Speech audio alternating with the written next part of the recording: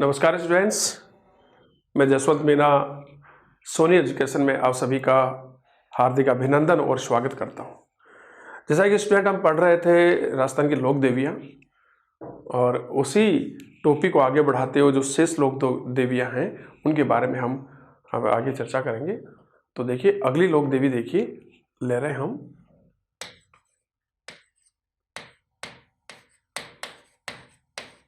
ब्राह्मणी माता।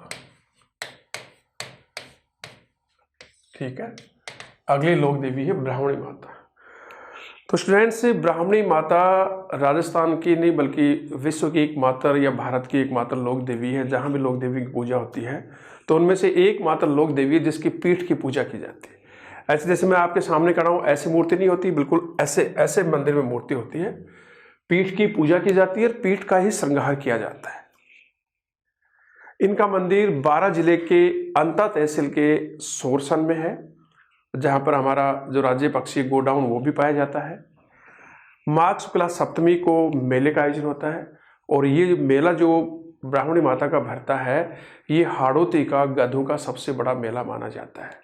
और राजस्थान में गधों का सबसे बड़ा मेला किसका है? शीतला माता का, जो सील की डूंगरी के पास लूणीवास गांव में भरता है, जिसके बारे में हम चर्चा कर चुके हैं। ये भी कुम्हारों की लोक देवी है शीतला माता की तरह। और इनका एक मंदिर, अन्य मंदिर राजस्थान में हनुमानगढ़ जिले में पल्लू एक कस्बा है, वहां पर इनका मंदिर है। तो देखिए राजस्थान की नहीं बल्कि भारत की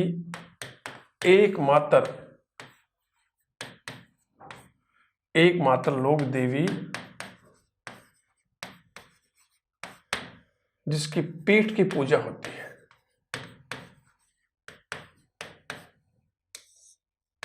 पीठ की पूजा होती है और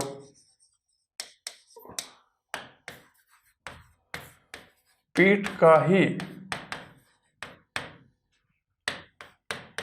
श्रृंगार किया जाता है। ठीक है, इनका जो मंदिर है तो देखिए इनका मंदिर 12 जिले की अंता तहसील के सोरसन में है और सोरसन में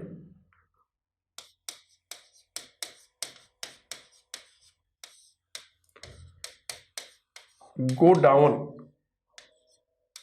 पक्षी भी उसकी शरणस्थली भी है। ग्रेट इंडियन बस्टर्ड जो हमारा राज्य पक्षी है। माघ शुक्ला 7 को मेला लगता है। ठीक है, और ये मेला हाड़ौती का गधों का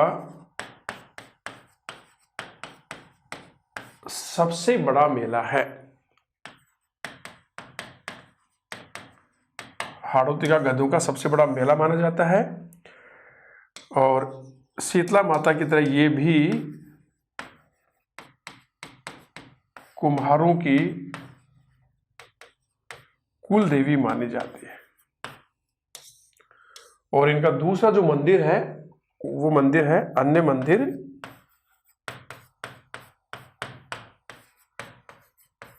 पल्लू हनुमानगढ़ में।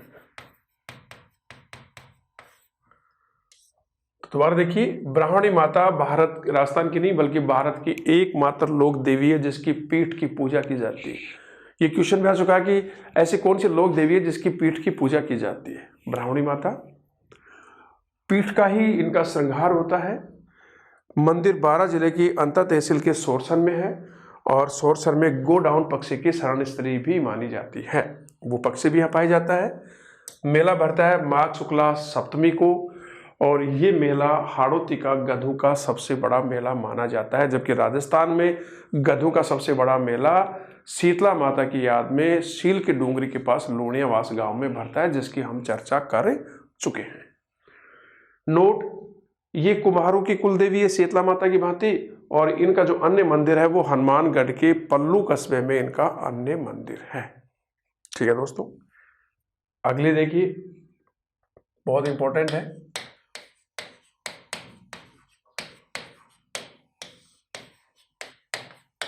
सचिया माता। दोस्तों सचिया माता को सचिका माता और इन नामों से भी जाना जाता है। तो इनको सचिका या सच्चिका माता के नाम से भी जाना जाता है। ये ओस वालों की कुल देवी है। किनकी कुल देवी है? ओस वालों की कुल देवी है। और इसके साथ ही ये परमार राजाओं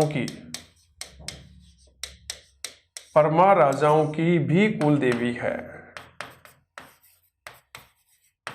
ठीक है। इनका मंदिर ओसिया में है, पहाड़ी के ऊपर है।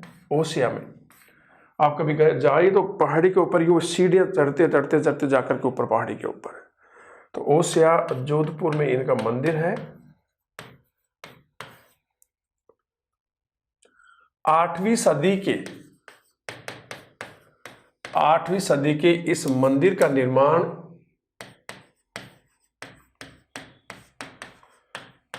परमार 8वीं सदी के इस मंदिर का निर्माण परमार राजकुमार उपल देव ने कराया था। परमार राजकुमार किसने कराया था? उपल देव ने। मंदिर में देवी की महिषासुर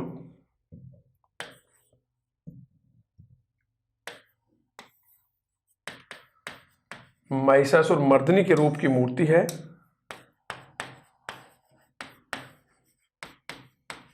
और ये मूर्ति कसोटी पत्थर की बनी हुई है। कौन से पत्थर की है? कसोटी, जिसे कसूरी भी कहते हैं। तो ये मूर्ति कसोटी पत्थर की बनी हुई है। दोबारा देखिए, सचिया माता को सच्चिका माता या सच्चिका माता के नाम से भी जाना जाता है। ये ओस वालों की कुल देवी है और इसके साथ ये मालवा के परमार राजाओं की कुल देवी भी मानी जाती है। इनका जो मंदिर है वो जोधपुर के ओसिया में बहुत ही सुंदर मंदिर है। पहाड़ी के ऊपर है। पहाड़ी पर जाने के लिए सीढ़ियाँ बनी हुई हैं, बहुत ही सुंदर सीढ़ियाँ ऊपर मंदिर तक हैं। 8वीं सदी में निर्मित इस मंदिर का निर्माण परमार राजकुमार उपल देव ने इसका निर्माण कराया था। और मंदिर में महिषासुर मर्दिनी के रूप की मूर्ति है। और जो मूर्ति बनी है ये कसोटी पत्थर, जिसे कसोरी भी कहते हैं, तो कसोटी पत्थर की ये मंदिर में मूर्ति है। आगे देखिए,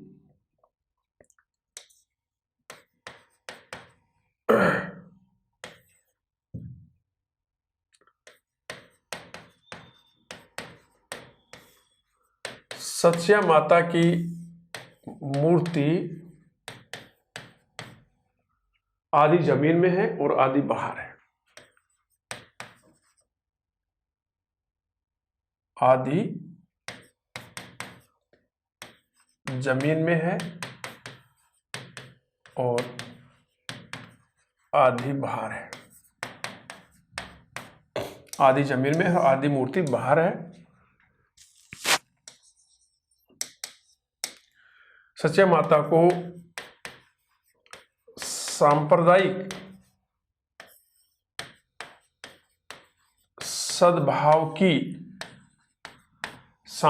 सद्भाव की देवी भी कहा जाता है। ठीक है, ये क्वेश्चन भी आ गया कि सांप्रदायिक सद्भाव की देवी किसे कहा जाता है? तो सचिया माता को। ओसिया का प्राचीन नाम है उपकेश या उपकेश पट्टन। ये ओसिया का प्राचीन नाम है। और दोस्तों ओसिया में बहुत सारे मंदिरों का एक समूह है। तो देखिए यहां पर ओसिया में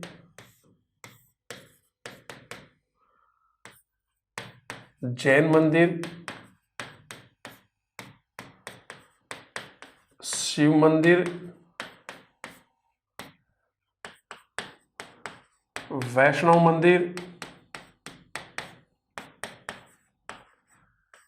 सूर्य मंदिर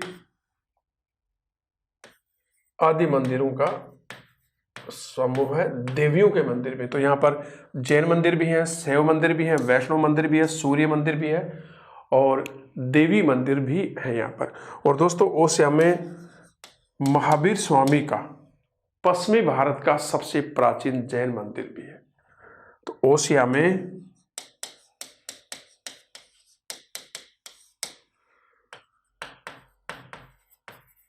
पश्चिमी भारत का, ओसिया में पश्चिमी भारत का सबसे प्राचीन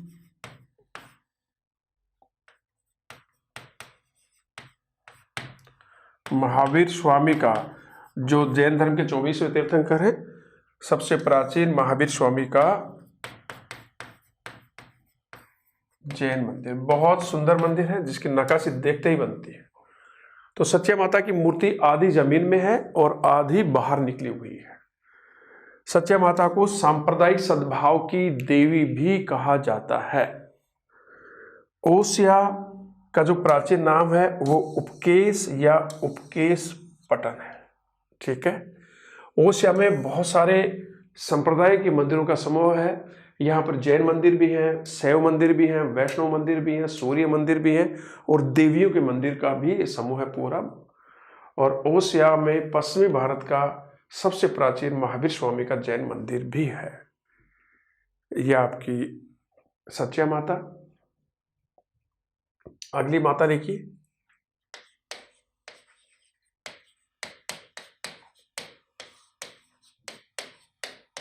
कुशाला माता। तो देखिए कुशाला माता, इनका जो मंदिर है बदनौर में है। और बदनौर कहां पर है? भीलवाड़ा में। तो कुशाला माता का मंदिर भीलवाड़ा के बदनौर कस्बे में है। मंदिर का निर्माण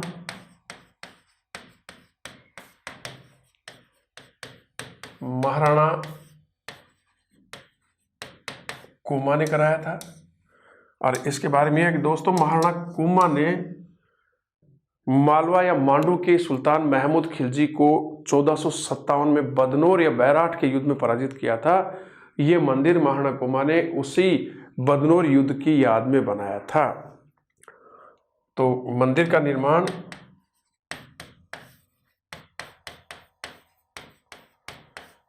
निर्माण महाराणा कुमा ने 1457 के बदनौर युद्ध की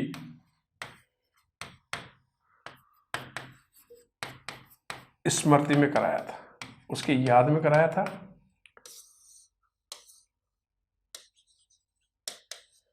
इस युद्ध में महाराणा कुमा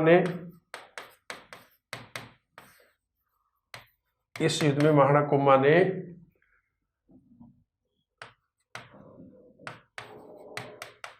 मालवा के सुल्तान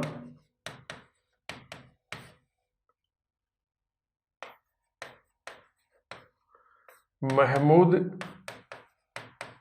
खिलजी प्रथम को पराजित किया था। और इससे पहले महाराणा कुमा ने 1437 के सारंगपुर के युद्ध में भी महमूद खिलजी को पराजित किया था। और उस युद्ध की याद में चित्तौड़गढ़ में विजय स्तंभ का निर्माण कराया था। कुशाला माता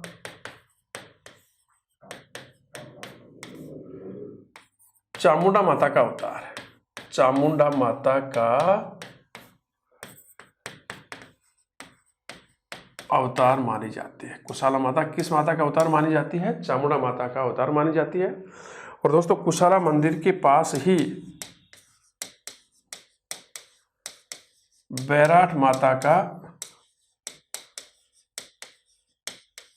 मंदिर भी है और इस मंदिर को जाट बैराठ भी कहते हैं। तो दोबारा देखिए, कुशाला माता का मंदिर भीलवाड़ा के बदनौर कस्बे में है। इस मंदिर का निर्माण करवाया था मेवाड़ के महाराणा कुंभा ने। और क्यों करवाया था कि मंदिर का निर्माण कुंभा ने 1437 के बदनौर युद्ध की स्मृति में कराया था और इस बदनौर युद्ध में महाराणा कुंभा ने मालवा के सुल्तान महमूद खिलजी प्रथम को पराजित किया था। उसी की याद में उन्होंने कुशाला माता का मंदिर का निर्माण करवाया। कुशाला माता को चामुंडा माता का अवतार माना जाता है और इस मंदिर के पास बैराठ माता का मंदिर भी है जिसे जाट बैराठ भी कहते हैं। और दोस्तों, युद्ध में जाने से पहले क्वेश्चन आया था कि युद्ध में जाने से पहले महाराणा कुंभा किस मंदिर में किस देवी की पूजा करता था। तो युद्ध में जाने से पहले महाराणा कुंभा इसी कुशाला माता मंदिर में देवी की पूजा करता था। तो नोट करके एक चीज भी आप ध्यान कर लो, राणा कुंभा युद्ध में जाने से पहले, राणा कुंभा युद्ध में जाने से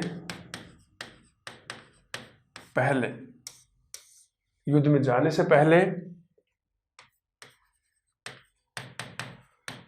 कुशाला माता की पूजा करते थे। इसी मंदिर में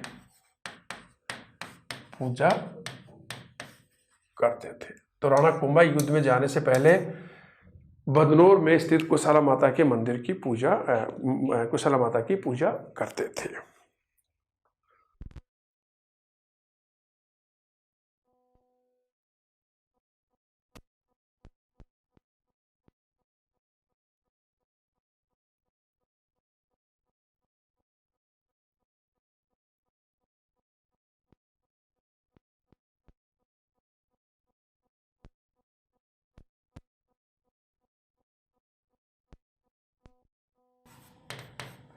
सभी देवी में आदि शक्ति मानी जाती है, सभी देवी में सबसे प्राचीन मानी जाती है और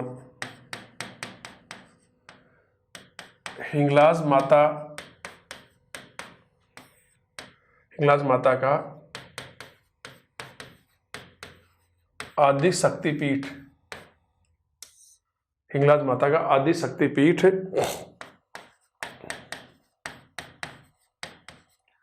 पाकिस्तान के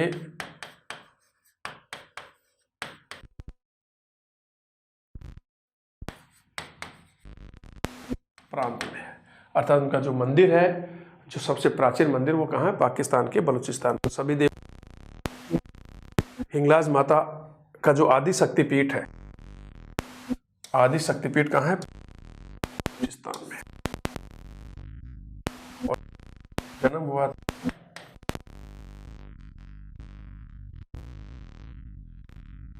फरीदा गोरिया के घर। ये इनका पिता थे, यहाँ इनका जन्म हुआ था। मंदिर कहाँ कहाँ वो देखिए। तो सबसे पहला तो है, एक मंदिर लेते हैं हम, एक मंदिर जैसलमेर,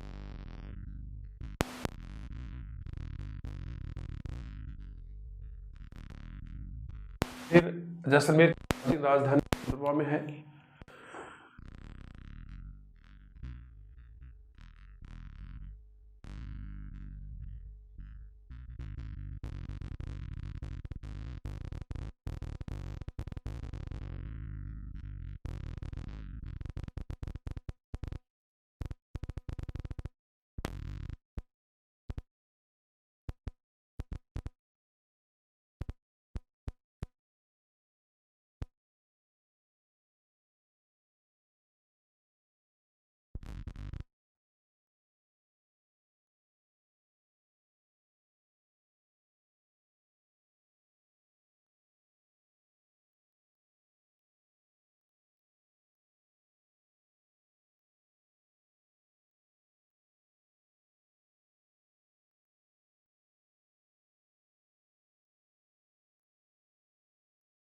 और लोदरवा जैसलमेर की प्राचीन राजधानी भी थी, और जो जैसलमेर की राजकुमारी थी मूमल, वो लोदरवा की ही रहने वाली थी।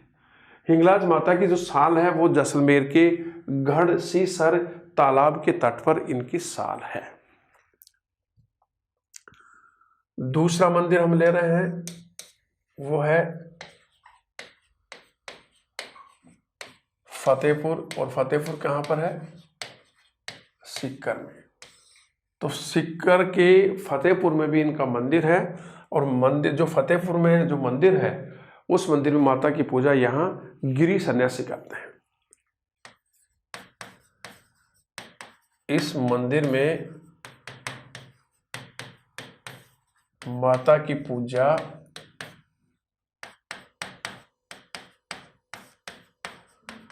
गिरी सन्यासी करते हैं। तो फतेहपुर सीकर में जो मंदिर है माता का, वहां पर इस मंदिर में माता की पूजा कौन करते हैं? गिरी सन्यासी करते हैं। इनका एक मंदिर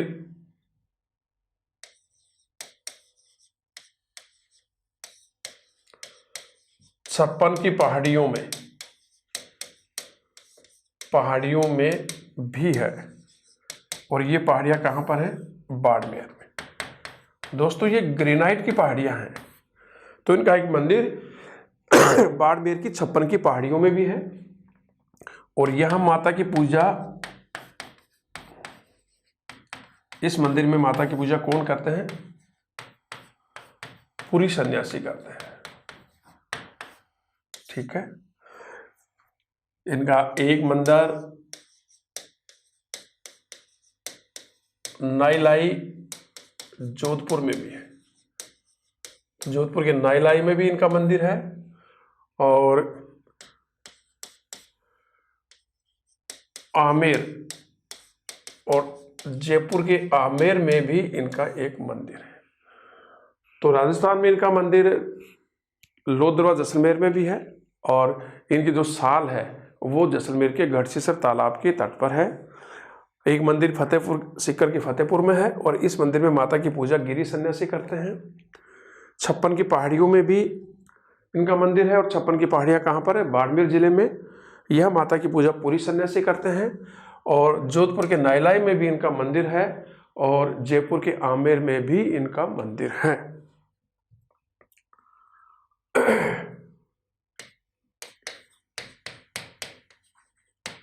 हिंगलाज माता को चांगली माता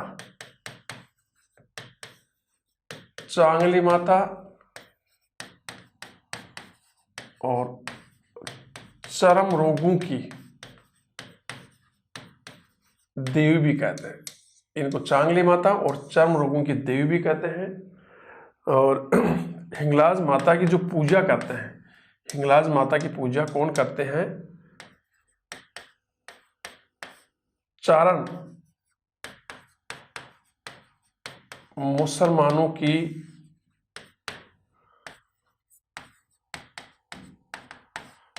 कुंवारी कन्याएं इनकी पूजा करते हैं, इसी कारण इनको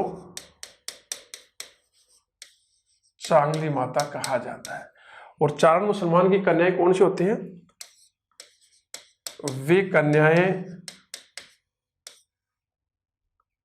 इसको छोड़ दीजिए। तो चारण मुसलमान कौन से कन्याएं होते हैं? जो चारण मुसलमान बन गए थे उनकी जो संतान होती है वो क्या कहलाती है? चारण मुसलमान कहलाते हैं। तो इनकी पूजा चारण मुसलमान की कुंवारी कन्याएं करते हैं, इसलिए इसको चांगली माता कहा जाता है। दोस्तों हिंगलाज माता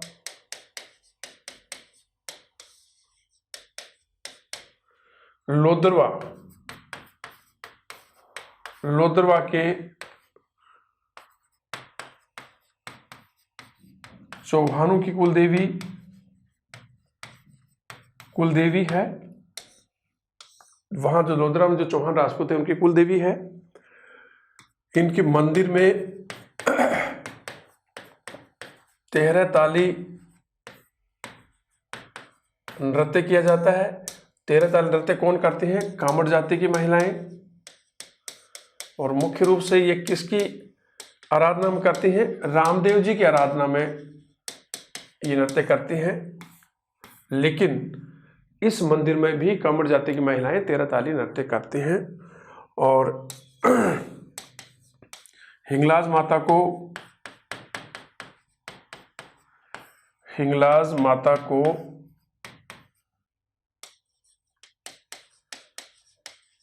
मुसलमानों की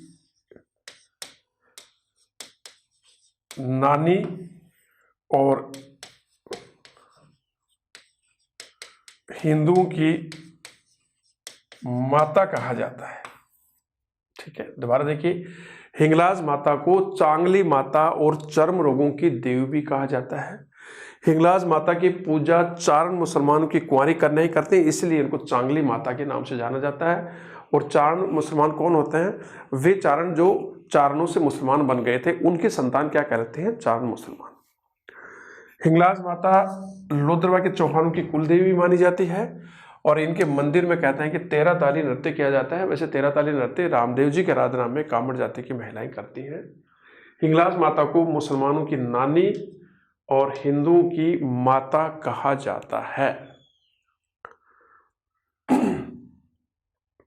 अगली लोक देवी देखिए,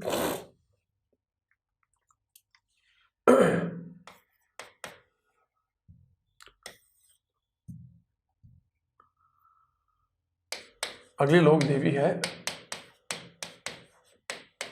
बाण माता। दोस्तों, बाण माता मेवाड़ के सिसोदिया वंश के महाराणाओं की कुल देवी मानी जाती है। इनका सबसे प्रमुख मंदिर है उदयपुर के नागदा में। और इस मंदिर को कहते हैं कि मालवा के सुल्तान महमूद खिलजी ने इस मंदिर को क्षतिग्रस्त कर दिया था। मंदिर में लकड़ियां डाल करके उन्होंने आग लगा दी थी। दूसरा, एक अन्य मंदिर इनका राजसमंद के केलवाड़ा में है, जिसका निर्माण मेवाड़ के महाराणा लाखा ने करवाया था।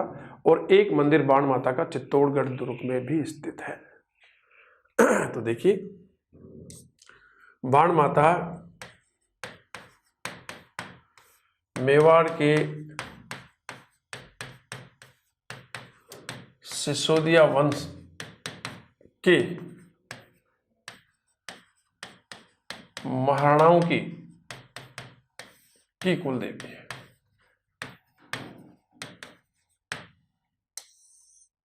सिसोदिया वंश के महाराणाओं की कुल देवी है।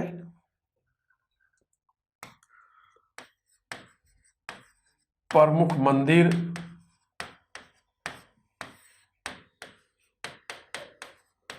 नागदा में है। और नागदा कहां पर है? उदयपुर में।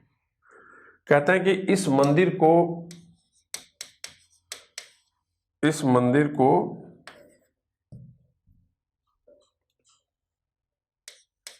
मालवा के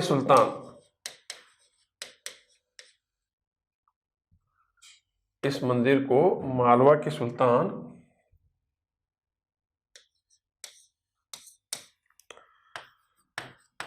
महमूद खिलजी प्रथम ने नष्ट कर दिया था। आग लगा करके नष्ट कर दिया था इसने। इनका अन्य मंदिर है केलवाड़ा में। और केलवाड़ा कहां पर है? राजसमंद। तो इनका मंदिर केलवाड़ा के राजसमंद में है। और इस मंदिर का निर्माण कराया था मेवाड़ के महाराणा लाखा ने। ठीक है, इनका एक मंदिर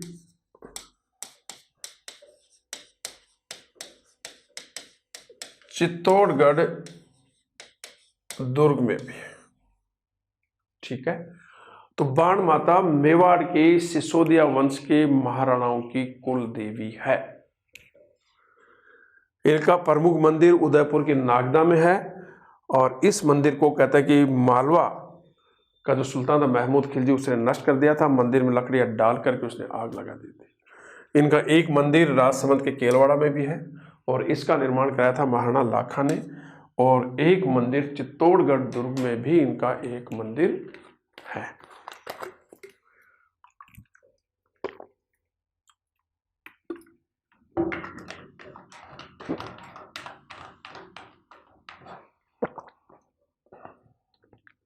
नेक्स्ट देखिए,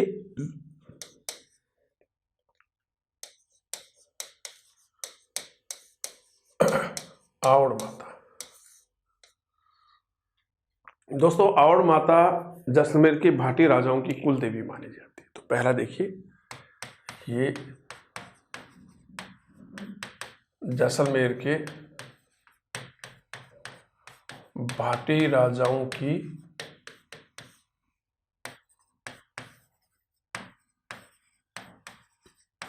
कुल देवी, जैसलमेर की भाटी राजाओं की कुल देवी है। इनका जो मंदिर है वो है तेमड़ा पर्वत पर। और ये कहाँ पर है ये मंदिर? ये जैसलमेर में है। आवड़ माता को कई नामों से जाना जाता है। जैसे अन्य नाम हम करें तो आवड़ माता के जो अन्य नाम हैं, जैसे तेमड़ा राय भी कहते हैं इनको,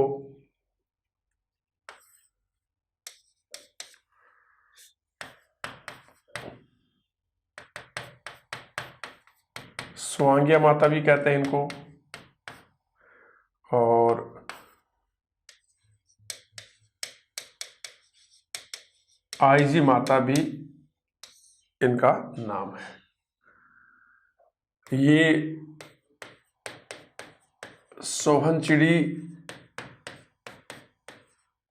जिसे सगुन चिड़ी भी कहते हैं, ये सोहन चिड़ी, और इनको पालम चिड़ी भी कहते हैं। एक ही नाम है, सोहन चिड़ी, सगुन चिड़ी, पालम चिड़ी। ये आवड़ माता सोहन चिड़ी का रूप मानी जाती है। अर्थात इनका एक रूप क्या होता है? सोहन चिड़ी में सफ़ेद चिड़ी आती है ना, उस पर काले काले धब्बे भी आते हैं, उसको सगुन के रूप में भी हम मानते हैं। जैसे हम कहीं बाहर जाते हैं किसी अच्छे काम के लिए, तो यदि वो दाएं हाथ को हमें मिल जाती है तो ऐसा लगता है कि बहुत अच्छे सगुन हुए हैं और हमारा काम पूरा होगा। यदि बाएं हाथ को हम जाते मिल जाते हैं तो हम सगुन अच्छा नहीं मानते, वापस आ जाते हैं। तो ये सोहन चिड़ी, जैसे सगुन चिड़ी, पालम चिड़ी के नाम से उसका रूप मानी जाती है। आवड़ माता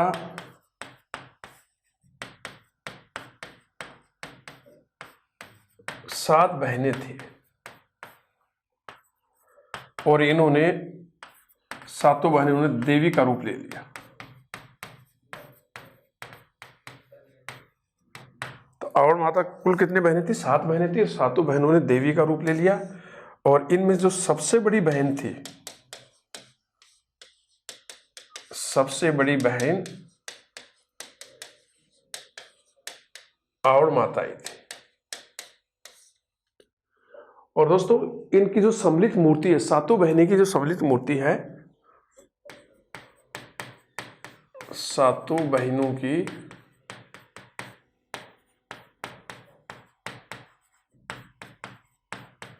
सम्मिलित मूर्ति को ठाला या ढाला कहते हैं, जिसको गले में ही पहनते हैं, ठाला या ढाला कहते हैं। तो दोबारा देखिए, आवड़ माता जैसलमेर के भाटी राजाओं की कुल देवी है। ठीक है, इनका मंदिर तेमड़ा पर्वत जो जैसलमेर में वहाँ है। आवड़ माता के अन्य जो नाम हैं वो देखिए, इनको तेमड़ा राय भी कहा जाता है, स्वांगिया माता भी कहते हैं, आईजी माता का भी इनका नाम है, और इन्हें सोहन चिड़ी, सगुन चिड़ी अर्थात पालम चिड़ी का रूप भी माना जाता है, मानी जाती है ये। आवड़ माता सात बहनें थी और सातों बहनों ने देवी का रूप ले लिया। सबसे बड़ी बहन इनमें आवड़ माता ही थी, और सातों बहनों की जो सम्मिलित मूर्ति होती है उसे क्या कहते हैं? ठाला या ढाला, जिसको गले में पहनते हैं।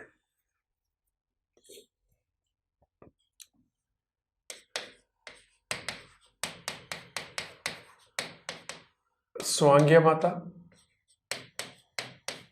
तो स्वांगिया माता किसका रूप है? आवड़ माता का भी जब हमने पढ़ा तो सबसे पहले ये लिख लो, ये आवड़ माता का अवतार है। हमने पढ़ा था करणी माता भी आवड़ माता का अवतार थी, तो ये भी आवड़ माता का अवतार है।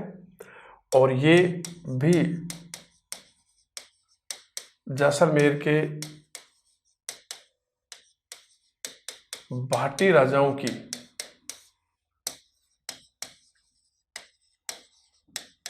कुल देवी है। अब आपके सामने क्वेश्चन आ रहा होगा कि यदि ऑप्शन में दोनों आ जाएं कि निम्न में से कौन सी लोक देवी जैसलमेर के भाटी राजाओं की कुल देवी है, वहां ऑप्शन में आपके सामने स्वांगिया माता भी आ गया और आवड़ माता भी आ गया। तो आपको करना है ये, यदि दोनों नाम आते हैं आवड़ माता और स्वांगिया माता, तो आपको क्या करना है, जैसलमेर के भाटी राजाओं की कुल देवी स्वांगिया माता को करना है। तो आवड़ माता का उदाहरण है, जैसलमेर के राजाओं की कुल देवी है। और जैसलमेर के ध्वजा या राज चिन्ह में जो जैसलमेर का झंडा होता है, भाटी राजाओं का राज चिन्ह है, उसमें स्वांगिया माता के हाथ में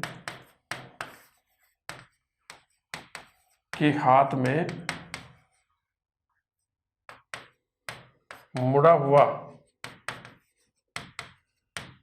भाला होता है। तो जैसलमेर की भाटी राजाओं के ध्वजा, झंडे या राज चिन्ह में स्वांगिया माता के हाथ में भाला होता है, वो भाला मुड़ा हुआ होता है। और जो इनका मंदिर है, स्वांगिया माता का जो मंदिर है वो भादरिया गांव में है। भादरिया गांव, और भादरिया गांव कहाँ पर है आपको पता है, ये जैसलमेर में है। अब यहां देखिए दोस्तों, जो भादरिया गांव है जहां पर स्वांगिया माता का बड़ा मंदिर है, वहां पर एक भूमिगत पुस्तकालय है। और दोस्तों ये भूमिगत पुस्तकालय विश्व की सबसे बड़ी भूमिगत लाइब्रेरी भी माना जाता है। तो नोट में देखिए, भादरिया में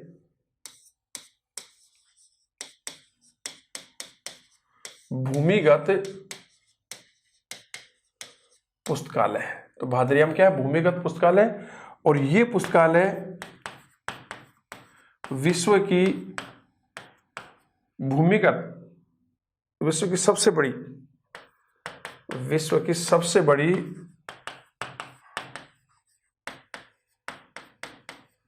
भूमिगत लाइब्रेरी माना जाता है।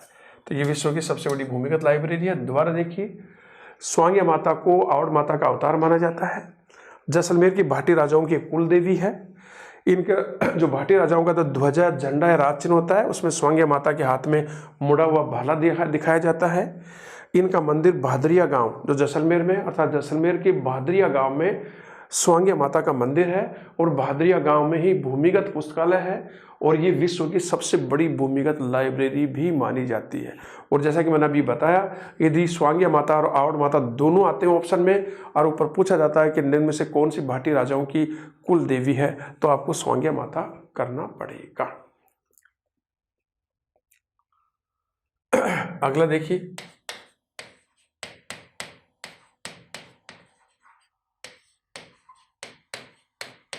नागणेशी माता। ठीक है, तो नागणेशी माता, सबसे पहला क्वेश्चन ये है कि नागणेशी माता किस राजवंश के राजाओं की कुल देवी है। तो दोस्तों ये राजस्थान के जितने भी राठौड़ हैं, लगभग जोधपुर और बीकानेर के, तो ये राठौड़ों की कुल देवी मानी जाती है। ठीक है, तो देखिए पहला, ये राजस्थान के राठौड़ राजाओं की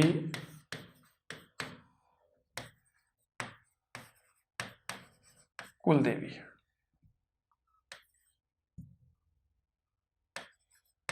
राजस्थान के राठौड़ राजाओं की कुल देवी है। और इनका सबसे बड़ा मंदिर बाड़मेर जिले की पचपदरा तहसील के नागुणा गांव में है। और उस मंदिर का निर्माण राठौड़ राव धूड़ जी ने कराया था। उस मंदिर में 18 भुजाओं वाली देवी की मूर्ति है। और ऐसा कहते हैं कि ये मूर्ति राव धूड़ जी ने कर्नाटक के उज्जैन से मंगाई थी, कन्नौज से मंगाई थी। फिर इसी मूर्ति को जब राव जोधा ने जोधपुर बसाया, मेहरानगढ़ दुर्ग का निर्माण कराया, तो इस नागुणा की मूल मूर्ति को वो ले जा करके मेहरानगढ़ दुर्ग में स्थापित कर दी। राव बीका ने भी बीकानेर में नागणेशी माता का मंदिर बनाया। और उस मंदिर में चांदी की वही मूर्ति है जो वो जोधपुर से लेकर गए थे। इनका एक मंदिर जोधपुर के मंडौर में भी है। और भाद्रपद शुक्ला 10 और माघ शुक्ला 10 को मेले का आयोजन होता है। और नागणेशी माता का एक रूप सैन पक्षी भी होता है, जैसे हम बाज और चील भी कहते हैं। और राठौड़ों के झंडे में उसी सैन पक्षी का चित्र होता है। और राठौड़ राजवंश के जो राजा हैं या राठौड़ हैं वो नीम की पेड़ की लकड़ियां नहीं जलाते, नीम के पेड़ की पूजा करते हैं। तो देखिए, राजस्थान के राठौड़ राजाओं की कुल देवी नागनेशी माता। सबसे प्राचीन मंदिर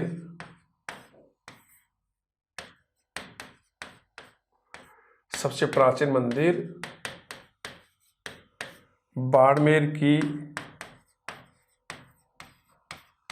पचपदरा तहसील के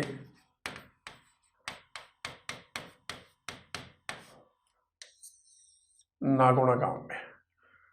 तो सबसे प्राचीन मंदिर बाड़मेर की पचपदरा तहसील के कौन से गांव में है? नागोना।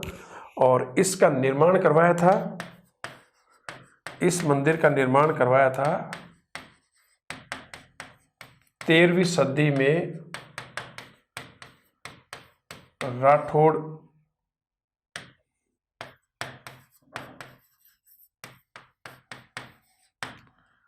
तो 13वीं सदी में राठौड़ राव धूड़जी ने इसका निर्माण कराया था।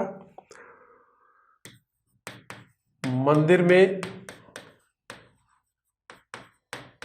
18 भुजाओं वाली देवी की मूर्ति है।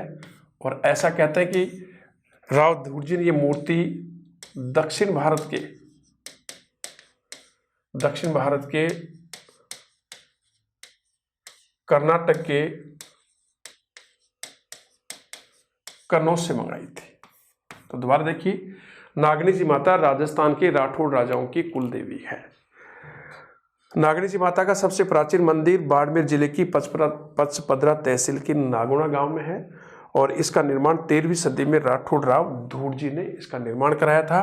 मंदिर में 18 भुजाओं वाली भव्य मूर्ति है और ये मूर्ति राठौड़ राव धूड़जी ने दक्षिण भारत के कर्नाटक के कन्नौज से ये मूर्ति मंगवाई थी।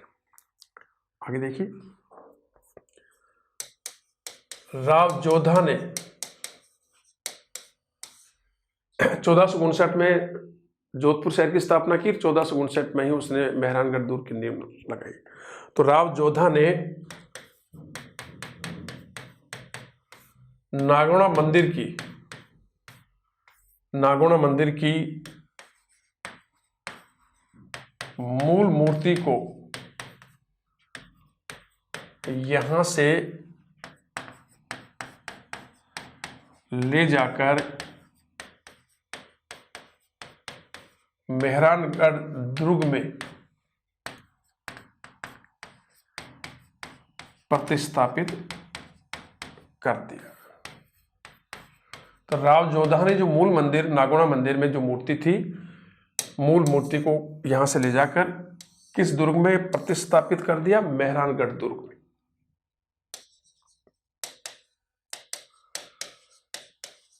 राव बीका जो जोधपुर बीकानेर के संस्थापक थे, राव बीका ने भी बीकानेर में नागनेशी माता का मंदिर बनवाया और इस मंदिर में जो मूर्ति है चांदी की वो जोधपुर से ले जाई गई थी। इस मंदिर में जो मूर्ति है वह मूर्ति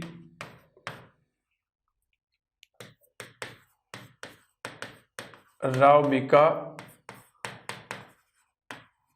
जोधपुर से लेकर गए थे और ये चांदी की मूर्ति है। ठीक है, दोबारा देखिए, राव जोधा ने जोधपुर बसाने के बाद में नागोना मंदिर की जो मूल मूर्ति है उसे यहां से ले जाकर मेहरानगढ़ दुर्ग में उसको प्रतिस्थापित कर दिया। राव बीका ने बीकानेर में भी नागनेशी माता का एक मंदिर बनवाया और इस मंदिर में जो मूर्ति है वह मूर्ति राव बीका जोधपुर से लेकर गया था। ये वही मूर्ति है जो चांदी की मूर्ति थी जोधपुर में। ठीक है, अन्य मंदिर है मंडोर में और मंडोर कहाँ है? जोधपुर में। अन्य मंदिर कहाँ है? मंडोर जोधपुर में है। और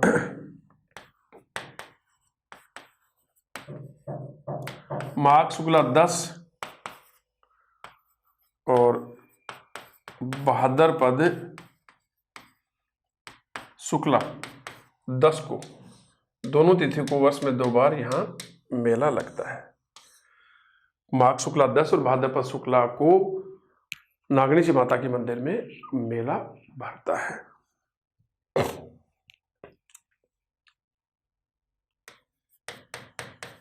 नागणीची माता का एक रूप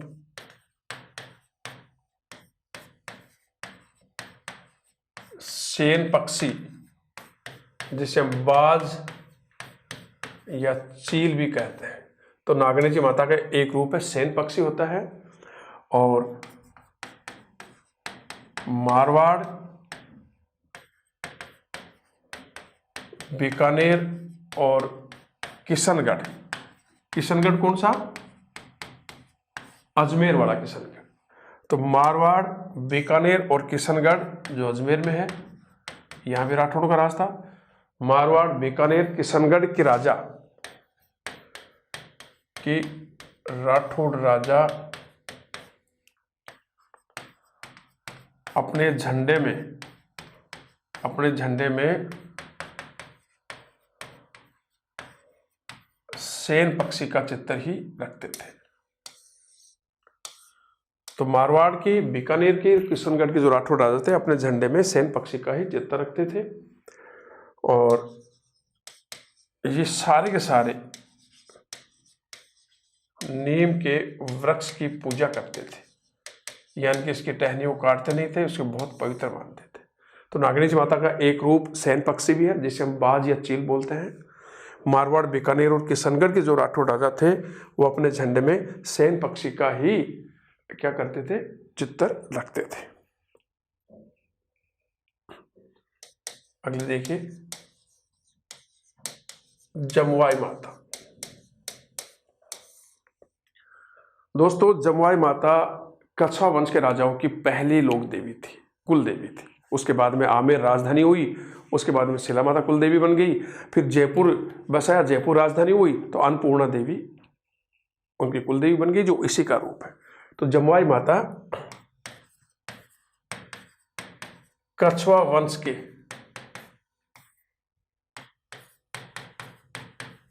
के राजाओं की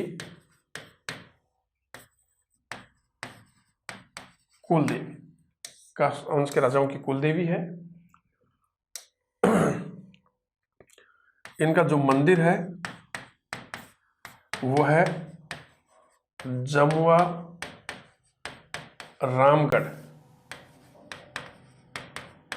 रामगढ़ कस्बे में है, और ये कहाँ है? जयपुर। तो इनका मंदिर जमुआ रामगढ़ कस्बे में है। मंदिर का निर्माण करवाया था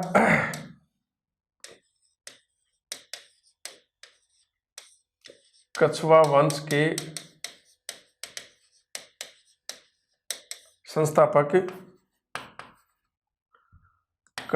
के संस्थापक कौन थे? दुल्हे राय ने, जिसको तेजकरण भी कहते थे। बहुत सुंदर था ये, वास्तविक नाम का क्या? तेजकरण। और सुंदरता की वजह से इसका दुल्हे राय इसका नाम पड़ गया।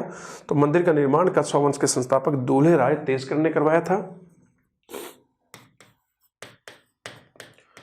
मंदिर में माता की मूर्ति के पास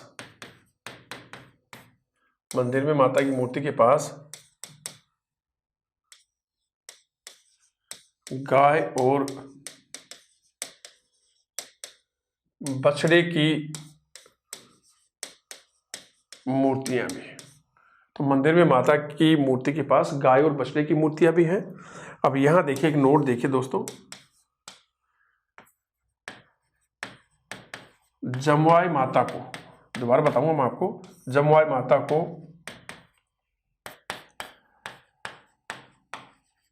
सतयुग में क्या कहते थे? मंगलाय। सतयुग में इसे मंगलाय कहते थे।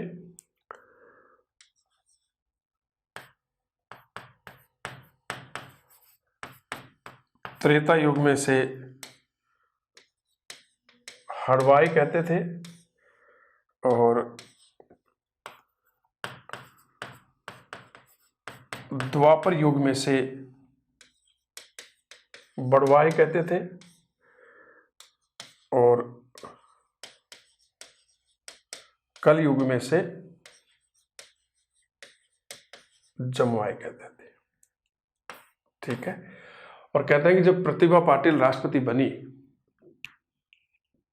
तो राष्ट्रपति बनने के बाद में वो जमवाई माता के मंदिर में ही सबसे पहले इनके दर्शन और इनसे आशीर्वाद लेने गई थी। ये मंदिर पहाड़ी के ऊपर है। तो दोबारा देखिए, जमवाई माता ये कछवा वंश के राजाओं की कुल देवी है। प्रारंभ में जमवाई माता को ही उन्होंने अपनी कुल देवी बनाया था और इनका मंदिर जमुआ रामगढ़ कस्बे में है जो जयपुर में है।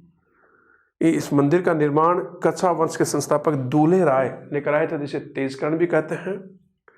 मंदिर में माता की मूर्ति के पास गाय और बछड़े की भी बहुत सुंदर मूर्तियां हैं। और जमवाई माता को सतयुग में मंगलाई कहा गया, त्रेता युग में उसे हड़वाई कहा गया, द्वापर युग में उसे बड़वाई कहा गया, कल युग में उसे जमवाई कहा गया। और जब राष्ट्रपति बनी प्रतिभा पाटिल जी, वो सबसे पहले बनने के बाद में सबसे पहले इसी मंदिर में वो पूजा के लिए, दर्शन के लिए आई थी। नमस्कार दोस्तों, धन्यवाद। लोक देवियों के ऊपर एक क्लास हमारी और होगी, उसके बाद में लगभग सभी लोक देवियों के बारे में हम विस्तार से चर्चा कर चुके हैं। जो शेष जो लोक देवियाँ बची हुई हैं, बहुत जल्दी वो क्लास मैं आपके सामने लेकर के हाजिर हूँगा। नमस्कार।